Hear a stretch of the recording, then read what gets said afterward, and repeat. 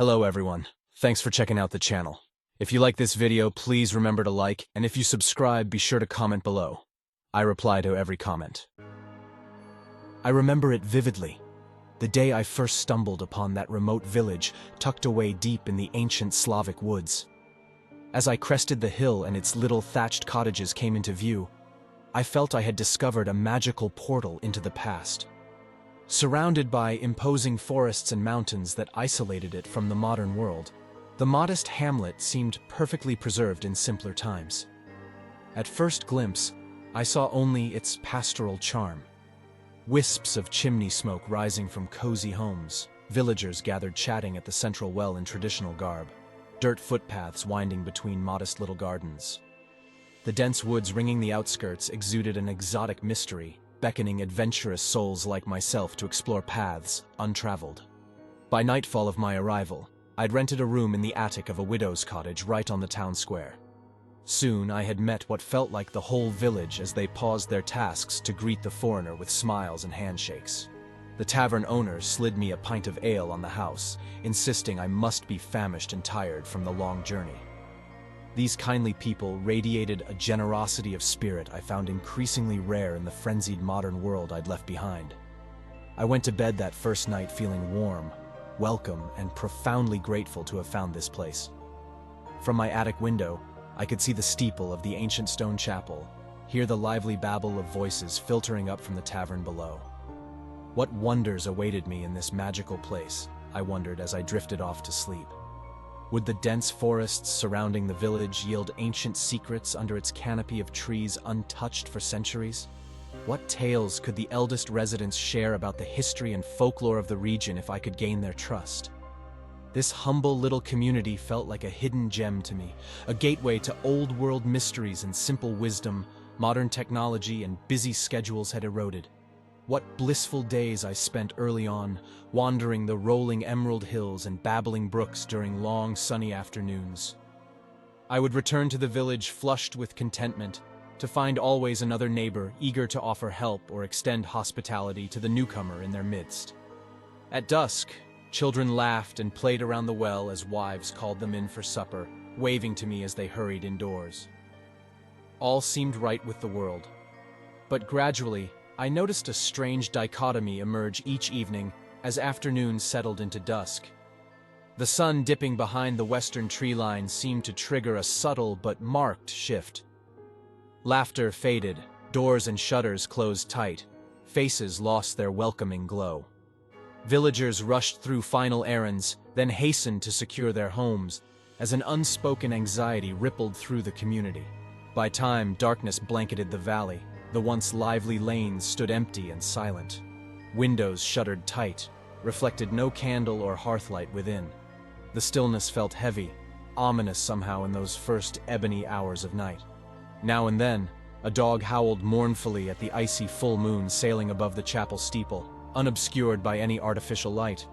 My cheery queries about this peculiar custom met anxious sideways glances or taciturn shakes of the head before neighbors turned away, their body language clearly signaling this was not open for discussion. At the time, I shrugged it off as the eccentricities of small-town life and an isolated rural people prone to archaic superstitions. Each morning, all returned to normal, so I hardly gave the villagers' bizarre nocturnal habits any thought, until the nightmares began. At first, I hardly noticed the dark dreams full of unremembered terrors that plagued my sleep each night. But morning by morning, I awoke more haggard, struggling futilely to shake off the bone weariness sinking deeper in my soul after every sunset. Soon, dread consumed me as days shortened toward fall and early twilight began heralding the smothering darkness. Whatever lurked in those empty, silent lanes after dark felt sinister and invasive now, an unseen predator attacking my slumber, draining vitality like a vampire. A week of this intensifying nocturnal assault on my psyche left me gaunt, jumping at shadows and desperate for answers. There must be some truth, I resolved, to the villagers' peculiar after-dark customs. At last, the elderly publican took pity and confided in me after closing up the tavern one dim evening. After much prodding, I finally got him to utter the bone-chilling name, Mara. The word raised gooseflesh on my arms. The Mara, he rasped, was a vengeful spirit who had haunted the dreams of villagers for generations beyond memory. A parasite and a temptress, she gained power from her victim's terror, he explained. His eyes bored gravely into mine, reflecting the depth of his knowledge and dread of this faceless entity I now knew had invaded my own dreams. Yet part of me still resisted accepting the supernatural explanation. There must be some rational cause behind this shared delusion, I insisted. But the publican just sadly shook his head at my denial, wishing me luck battling the Mara, before sending me off into the gathering dusk that now felt alive with sinister forces. I returned to my rented attic quarters above the slumbering town to await the mythical predator I still prayed was just a figment of imagination. But that night, the Mara showed herself to me, determined to violently shatter my skepticism. Soon as my head hit the pillow, she seized control of my dreaming mind. I ran helplessly, lost in a forest both familiar and foreign, hearing her shrieking laughter all around me as claws tore at my clothes and skin. In the nightmare, I knew somehow that to stop and rest meant surrender and death. And yet, I could not run on much longer. Lungs burning, each gasping breath pierced like daggers. The Mara's glowing crimson eyes peered from behind every gnarled trunk as she herded me right where she wanted, exhausted, weak, ready to fall. Just as I began slipping under, I jerked awake, my own screams echoing through the little cottage. Every limb shook from leftover adrenaline and stark animal terror at the vivid attack. This had been no disembodied anxiety like previous nights.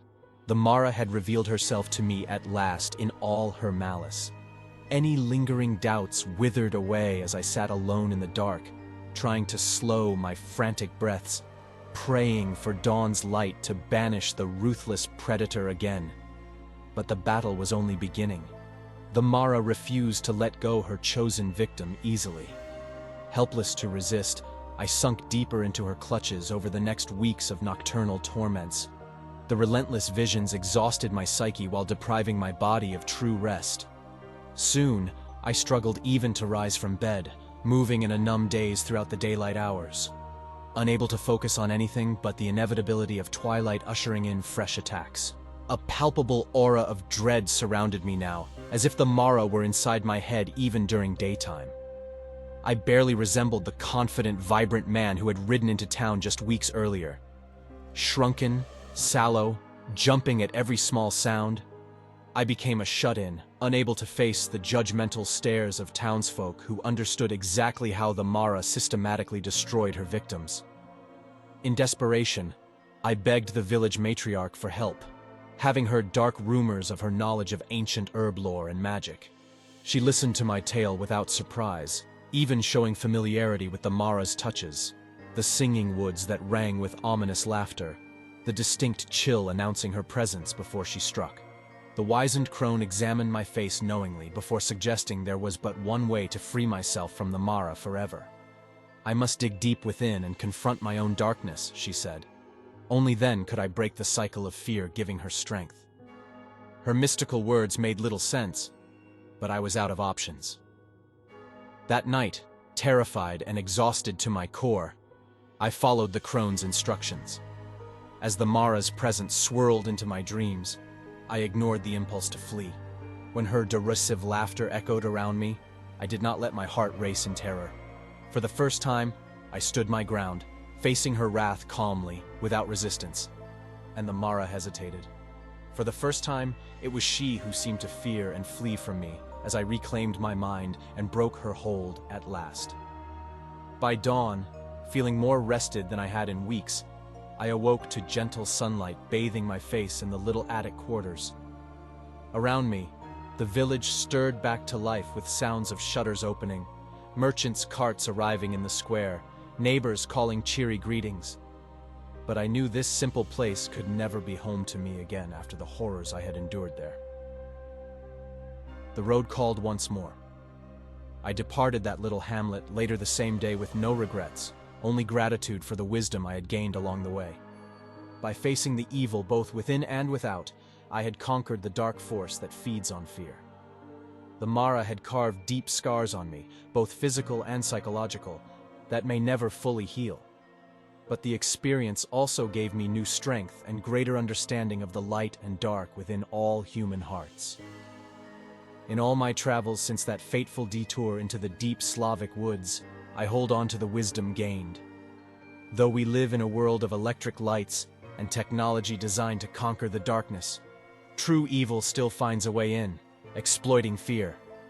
But I know demons lose their power when courageously confronted, and I have confidence now that no matter how deep the night, dawn always breaks again.